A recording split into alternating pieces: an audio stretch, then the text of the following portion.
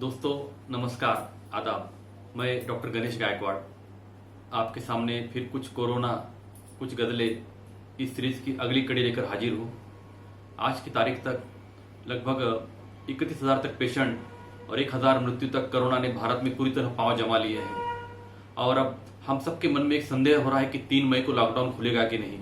कुछ लोगों ने तो लॉकडाउन खुलने के बाद काफी तरह के सपने सजा लिए होंगे कि बाहर निकलेंगे, इधर जाएंगे, लेकिन ये सपनों पर ब्रेक लगाने का वक्त है दोस्तों। कि जिस तरह कोरोना तेजी से फैल रहा है और जहां जहां रेड स्पॉट है, मुझे नहीं लगता कि इतनी जल्दी वहां से लॉकडाउन खुलेगा। बल्कि हमें अपने मन में यह तैयारी कर लेनी चाहिए कि हमें और शायद 15-20 दिन तक घरों के अंदर ही कैद रहना पड़ेगा। जैसा कि सब जानते हैं, यह सबके मन में एक निराशा पैदा करने वाला दौर है। मनुष्य एक समाजशील प्राणी है। हमें बाहर सैर सपाटे पर जाना, लॉन्ग ड्राइव पर जाना, हमारे पालतू कुत्ते को लेकर पार्क में भटकना, दोस्तों से मिलना, ये सब अच्छा लगता है। लेकिन ये हमारे सब्र का इम्तिहान भी है। अभी सब इन बातों की हमें इजाजत नहीं है। ऐसे वक्त में हमें समय कैसे गुजारे, ये सबसे बड़ा मसला होता है। तो मुझे लगता है कि हमारे पुराने हॉबीज थे, उन्हें पुनर्जीवित करने का ये वक्त है। Singing, gardening, writing, painting, drawing, पढ़ना, लिखना, इन सबको हमें अब फिर से अपनाना होगा, हमारे जीवन में उन्हें जगह देनी होगी। मैं मेरा जाती तजुर्बा आपसे शेयर करना चाहता हूं। मैं एक डॉक्टर होने के नाते सुबह 10 से 3 बजे तक तो अपने ओपीडी में मरीज देखता हूं। उसके बाद जाने के बाद मैं कुछ किताबें पढ़ता हूं, कुछ लिखता हूं। अभी हाल ही में जब भी मन निराशा से घिर जाता है तो मैं इन दिनों एक गजल संग्रह पढ़ रहा हूं। दुष्यंत कुमार त्यागी 40 साल पहले इस दुनिया से कुछ कर गए। उनकी एक गजल की किताब थी साये में धूप। इस किताब को कितनी बार भी आप पढ़ेंगे तो भारत के गजलकारों के लिए, शायरों के लिए, पाठकों के लिए किसी गीता, कुरान और बाइबल की अहमियत रखने वाली इस किताब की एक गजल आपके सामने मैं पेश करना चाहूंगा कि मैं जिसे ओढ़ता बिछाता हूं वो गजल आपको सुनाता हूं। मैं जिसे ओढ़ता बिछाता हूं वो गजल आपको सुनाता हूं। तू किसी रेल से गुजरती है, मैं किसी पुल सा थरथराता हूं। देखिए शेर देखिए कि तू किसी रेल से गुजरती है, मैं किसी पुल सा थरथराता हूं। और एक बाजू उखड़ गया है जब से और ज्यादा वजन उठाता हूं। जीवन की सकारात्मकता देखिए, एक बाजू उखड़ गया है जब से और ज्यादा वजन उठाता हूं। और हर तरफ ऐतराज होता है, हर तरफ ऐतराज होता है, मैं अगर रोशनी में आता हूं। इस तरह ऐसी गजलें हमें जीवन में इन संघर्षों के समय जीने के लिए प्रेरणा देती है दोस्तों। और यही वजह है कि मैं आपके साथ आज 2 बातें शेयर करने वाला हूं। कि एक तो गजल, ये इस लॉकडाउन की वजह से हमारे मन में नैराश्य आना स्वाभाविक है। तो हमारी मेडिकल साइंस में ऐसा लिखा है कि हमारे शरीर का हैप्पी हार्मोन्स अगर कम हो जाए, सेरोटोनिन की लेवल, तो मन में डिप्रेशन आ जाता है, निराशा आ जाती है। और कोरोना के आने से पहले ही ऐसा स्टैटिस्टिक है कि भारत में हर 7वां व्यक्ति नैराश्य से ग्रसित है, पीड़ित है। तो फिर कोरोना के बाद इसमें कितना इजाफा हो गया होगा। वो 7वां व्यक्ति मैं भी हो सकता हूं, आप भी हो सकते हैं। तो सबसे पहले हमें यह तय करना है, यह स्वीकार करना है कि हमें किसी मनोचिकित्सक की, मनोवैज्ञानिक की जरूरत है। तो फिर हम जब उनके पास जाते हैं, वो हमें काफी एंटी डिप्रेशन टैबलेट लिख देते हैं। उनसे हम टैबलेट से हम अच्छे हो तो जाते हैं, लेकिन उसके तरह तरह के साइड इफेक्ट्स रहते हैं। वेट गेन होना, दिन भर सुस्ती रहना। तो फिर ऐसा क्या तरीका खोजा जाए कि इस लॉकडाउन के दौर में हम निराशा से दूर भी रहे और दवा लेने की भी जरूरत न पड़े। तो दोस्तों, इसके लिए एक आसान नुस्खा है, यह आजमाया हुआ नुस्खा है। इसमें ऐसा कहा गया है, किसी के मुस्कान की वजह बनिए, किसी बेसहारा को सहारा दीजिए, किसी जरूरतमंद की मदद कीजिए, किसी रोते को हंसाइए। अगर आप ऐसा करते हैं तो उस जरूरतमंद शख्स की चेहरे पर की मुस्कान देखकर आपके शरीर में अपने आप ही सेरोटोनिन की लेवल बढ़ जाएगी।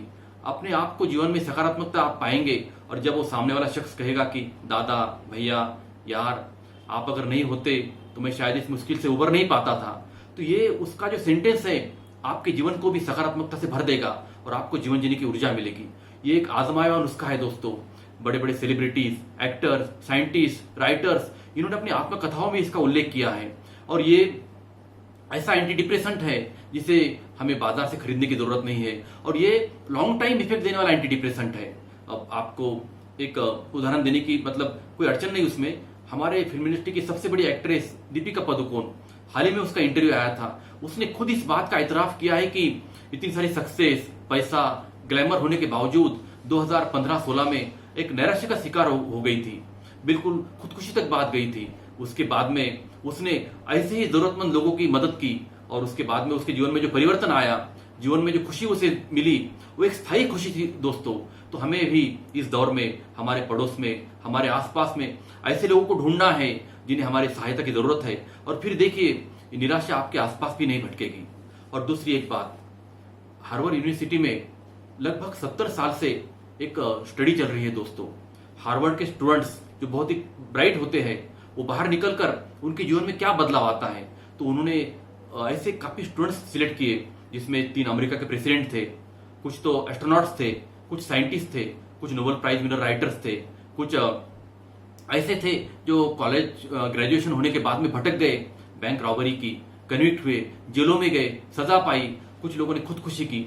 इन सबको उन्होंने लॉन्जिट्यूडनली फॉलो किया 70 साल की उनकी जीवनी को, और इनमें देखा कि उनके जीवन में ऐसा क्या है जो इन्हें खुश रख सका, इन्हें खुदकुशी करने तक प्रवृत्त किया।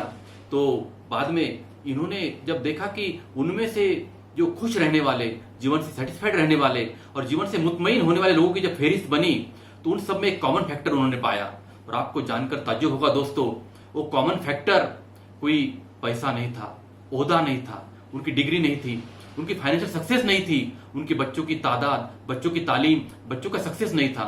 वो कॉमन फैक्टर था, इन लोगों ने रिश्ते बहुत ईमानदारी से निभाए थे। किसी के साथ रिलेशनशिप डेवलप करने में इन लोगों को महारत हासिल था, और इसी की वजह से इन लोगों के जीवन का हैप्पीनेस इंडेक्स बहुत अच्छा था। और जीवन के संघर्ष के वक्त में भी इन लोगों ने अपने माँ बाप से, अपने बच्चों से, अपने दोस्तों से, अपने सहकर्मचारियों से, यहाँ तक कि अपने कार के ड्राइवर से और अपने बाग के माली से भी रिश्ते निभाए, उनके जिम्मेदारी से मुंह नहीं मोड़ा। और यही वजह थी कि इन लोगों के जीवन में मुतमईननेस और हैप्पीनेस और एक प्रकार का एक स्थायी भाव, ऊर्जा हमेशा देखने को मिलती थी। तो मुझे लगता है कि हमें भी अब जीवन जीने के लिए ये तरीका अपनाना पड़ेगा।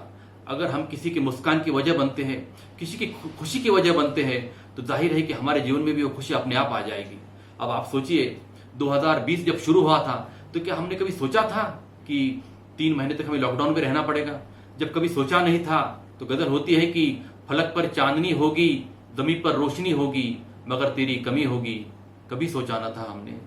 फलक पर चांदनी होगी, जमी पर रोशनी होगी, मगर तेरी कमी होगी, कभी सोचा न था हमने। और बहारों का समा होगा, चमन भी मुस्कुराएगा, हवाएं मातमी होगी, कभी सोचा न था हमने। और मिलेगा पानी मंगल पर, बसेरा चांद पर होगा, जमी प्यासी रही होगी, कभी सोचा न था हमने। अभी सोचने का दौर है दोस्तों, इसीलिए हम चिंतन करेंगे, सोचेंगे तो इस दुविधा से निजात जरूर पा लेंगे। अब अंत में आपसे अलविदा कहने से पहले माह रमजान शुरू हो गया है। मैं इस रमजान की मेरे सभी मुस्लिम भाइयों को पुरखुलूस मुबारकबाद देता हूं, और एक बात कहना चाहता हूं कि रमजान सिर्फ भूखे और पैसे रहने का महीना नहीं है, बल्कि जिस खुदा ने, जिस रब ने हमें ये खाना मुहैया कराया है, जो पानी मुहैया कराया है, इस भूख की और प्यास की शिद्दत को समझने का ये महीना है। और साथ में वो लोग जो रोटी से और पानी से वंचित रहते हैं, महरूम रहते हैं, उनकी तकलीफ को, उनकी दुविधा को भी समझने का ये महीना है। ये एक सब्र का महीना है। और ऐसा कुरान में कहा जाता है कि जो खुदा है, जो रब है, वो रब्बुल आलमीन है, रब्बुल मुसलमीन नहीं।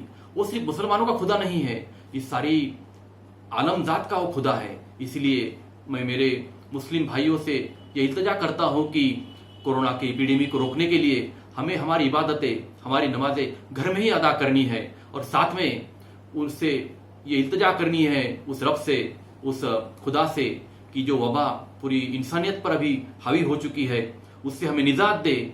आमीन। और आपसे अलविदा कहने से पहले माह रमजान के लिए एक गजल आपके सामने पेश करता हूं कि एक बार मुबारक तुम्हें 100 बार मुबारक, रमजान के इस चांद का दीदार मुबारक। एक बार मुबारक तुम्हें 100 बार मुबारक, रमजान के इस चांद का दीदार मुबारक। और हर दिल में तेरी याद, तेरा नाम है मौला, हर दिल में तेरी याद, तेरा नाम है मौला।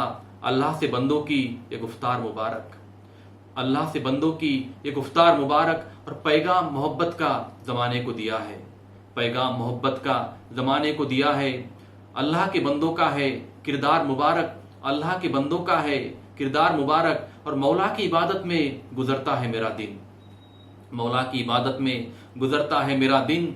इस दिल में ठहर जाओ ये इसरार मुबारक, इस दिल में ठहर जाओ ये इसरार मुबारक। और लुत्फ नमाजों में तिलावत की वो खुशबू, लुत्फ नमाजों में तिलावत की वो खुशबू।